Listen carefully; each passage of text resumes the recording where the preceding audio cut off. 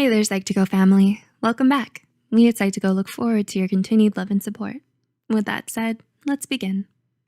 A lot of us feel like we don't deserve to have our dreams come true or have good things happen to us. And sometimes no matter how far we've made it or how much we've already accomplished, we still don't feel content. Why is that? The answer isn't an easy one. Most likely, it's when we grapple with feelings of self-loathing. Self-loathing is defined as hatred for oneself that often manifests as anger, self-sabotage, a negative view of oneself, and low self-esteem. It's important for a person to be aware of their feelings and attitudes towards themselves so they can start to change for the better. Here are 7 signs you may be suffering from self-loathing and just don't know it. 1. You tear yourself down. Self-hate makes you your own worst critic.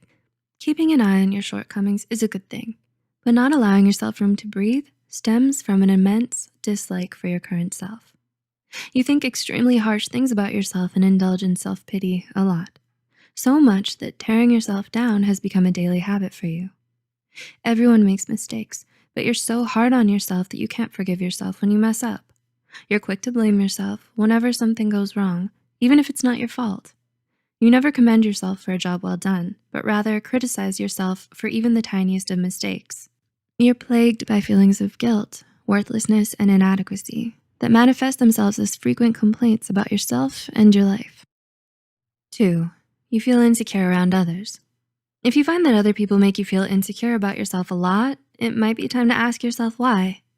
Most likely it's because you're constantly comparing yourself to them and feeling like you'll never be able to measure up, no matter what you do.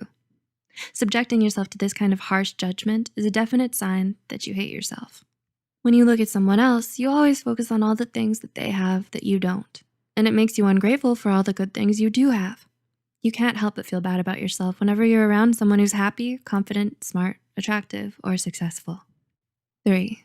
You neglect your self-care. Do you want your loved ones to be happy and taken care of?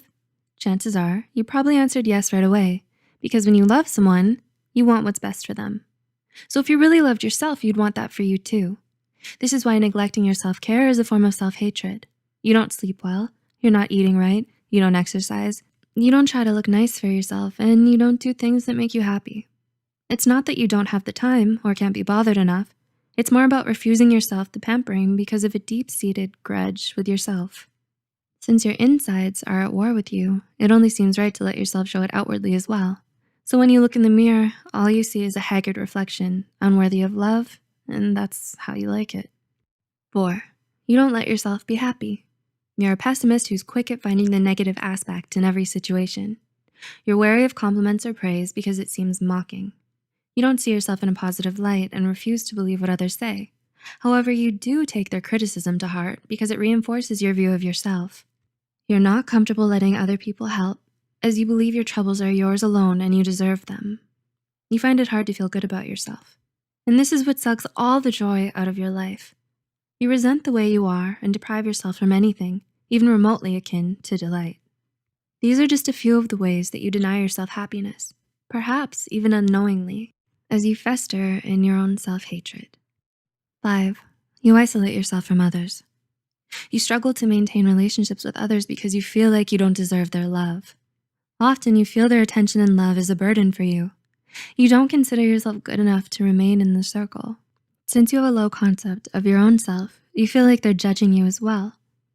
It may look like they're doing you a favor by including you, so you stay back because you think they're better off without you. You feel guilty for hanging out with them because you believe your presence is an intrusion upon them and you're holding them back. Your inability to love yourself makes you unwilling to accept love from others as well.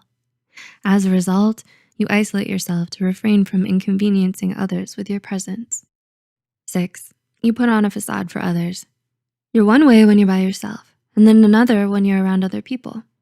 You wear a mask and don't let other people see the real you because you hate who you are. You try so hard to fit in and be liked by everyone, and you constantly wish that you were someone else. You feel ashamed of your true self, and you think that no one will ever be able to accept you, so you'd rather pretend to be someone you're not. And 7, you're afraid to dream big.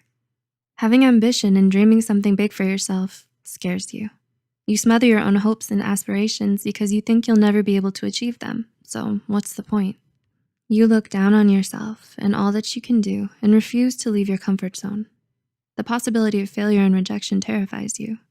You easily feel discouraged and worthless the moment you encounter a setback. You deny yourself opportunities to grow and have new experiences because you don't believe in yourself. Your insecurities make it hard for you to see your capabilities, and you can't allow yourself to succeed. We all have a lot of self-destructive behaviors that are toxic for our mental health and emotional well-being.